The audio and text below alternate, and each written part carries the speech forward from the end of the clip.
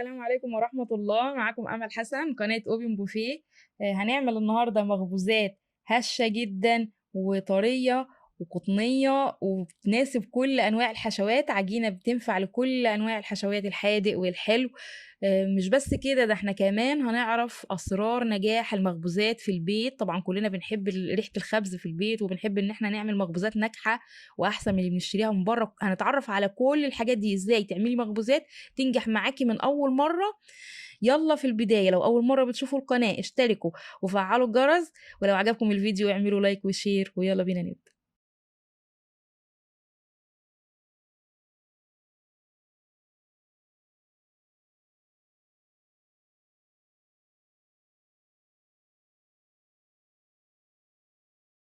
معايا ربع لتر من الحليب الدافي، بضيف له معلقتين صغيرين من السكر ومعلقتين صغيرين من الخميره الفوريه.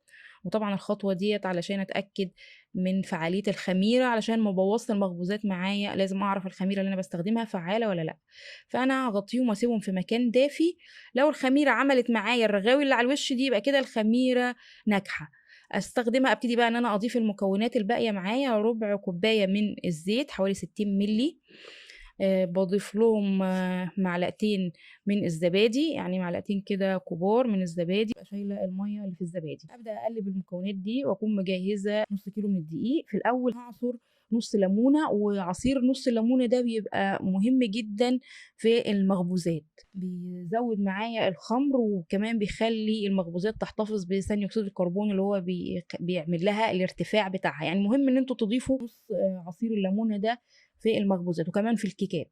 نص كيلو من الدقيق، مهم ان هو يبقى منخول، زي ما بنقول في كل حاجه لازم انخل الدقيق. وحطيت له ذره من الملح، وابدا ان انا اعجن الدقيق. هي هتاخد دقيق تاني معايا، بس انا عايزه اضيف بس نص كيلو علشان اوصل للمستوى اللي انا هوريه لكم دلوقتي. ابدا بقى يبقى معايا حوالي ربع كوبايه كده، ابدا ارش شويه بشويه لغايه ما اوصل للمستوى اللي انا هوريه لكم دلوقتي. لان طبعا انواع الدقيق بتختلف عن بعضها، فمش عايزه ان انا اضيف الدقيق مره واحده فالعجينه تطلع معايا يابسه.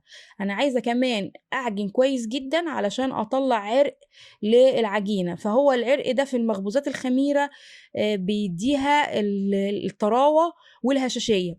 في حاجات طبعا ما بنعجنش فيها كتير، زي الكحك مثلا، زي القراقيش. لكن المخبوزات الطريه بالتحديد بقعد ان انا اعجن فيها فتره طويله علشان اطلع الجلوتين اللي هو بيعمل العرق معايا وبيزود الهشاشية بتاعة المخبوزات. هرش بقى شوية كده بشوية لغاية ما اوصل للمستوى ده. العجينة يعني بتلزق بسيط، مش بتسيب اثر كبير في الايد، وفي نفس الوقت مطاطه كده بالشكل اللي احنا شايفينه ده. ارش لها رشه خفيفه من الدقيق واسيبها ترتاح، مش هسيبها تخمر. يعني شايفين ازاي هي بتلزق في الايد، بس في النهايه هي مش طريه قوي. يعني انا عايزه المستوى اللي احنا شايفينه قدامنا ده. هبتدي ان انا اغطيها واسيبها ترتاح علشان لما اقطعها تتقطع معايا بسهوله. اقطعها طبعا الحجم اللي انت عايزاه. انا قطعتها 12 قطعه، حجمهم بيبقى كويس. يعني المستوى بتاعها بتبقى كويسه، بتستحمل كمان لو انت هتحشيها. بتشيل الحشوه معاكي الحجم ده. لو مش هتحشيها ممكن تعمليها اصغر من كده، حابه تعمليها اكبر، بس هو المستوى ده كده معايا كويس. فانا برضو هعملها كور بالشكل ده وهسيبها ترتاح. التخمير ببطء مهم قوي في نجاح المخبوزات في البيت. يعني انت مش هنضيف طبعا محسنات خبز. في المخابز مثلا بيضيفوا محسنات وبيخمروا ببطء برضو، يعني هما بيعملوا الاتنين.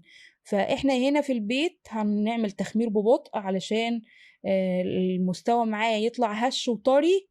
وهسيبها بقى ترتاح شويه برضو، مش هتختمر الاختمار الكامل. يعني كل فتره بنسيبها مثلا حوالي نص ساعه على حسب الجو اللي انت سايباها فيه.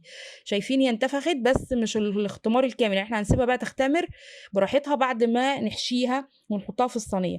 اعملي بقى الحشوه اللي انت حباها، مثلا مكعبات شيدر. انا استخدمت كمان جبنه بنعناع اخضر، بتبقى حلوه قوي الحشوه دي، جربوها هتعجبكم جدا.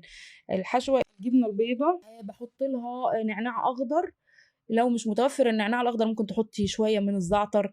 ممكن كمان تضيفي زيتون تقطعيه على الجبنه. يعني الحشوات بتاعت المهم. بس الخطوه اللي انا عايزه اقول لكم عليها رشه الدقيق اللي انت بتحطيها قبل الجبنه، مش الجبنه الشيدر، الجبنه البيضاء. بحشوة الجبنة دي ساعات المخبوزات بتمتص الجبنة، أي نوع جبنة غير الشيدر المخبوزات ممكن إن هي تمتصه، فأنا برش رشة من الدقيق كده علشان يحمي شوية من الامتصاص. وبعدين بعد ما اختمرت طبعا غطيتها وسبتها لغاية ما وصلت معايا للمستوى اللي احنا شايفينه ده، كبرت كده وتضاعف الحجم بتاعها.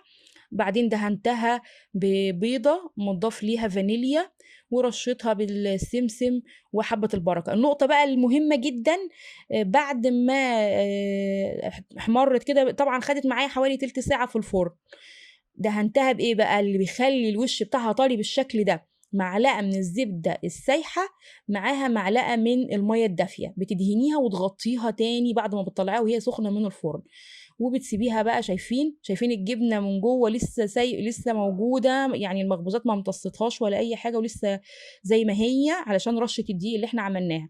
ودهن الزبدة مع المية خلى الوش معايا طري جدا، وهي العجينة نفسها طرية. شايفين المستوى اللي وصلت له طبعا ما تطوليش عليها بقى في الفرن، يعني هي تلت ساعة حسيت ان هي خلاص بدأت تحمر، ابتدي ان انتي ولعي لها الشواية كده دقيقتين، تتابعيها طبعا، وكل واحد على حسب الفرن بتاعه. انا بسويها على درجة حرارة في الاول تبقى 200، وبعد كده بخف الحرارة ل 180 علشان ما تنشفش معاكي في الفرن. وطبعا عايزاكم تجربوها وتبعتوا لي تطبيقاتكم عشان انزلها عندي على الصفحة. ولو عجبكم الفيديو اعملوا لايك وشير، والسلام عليكم ورحمة الله وبركاته.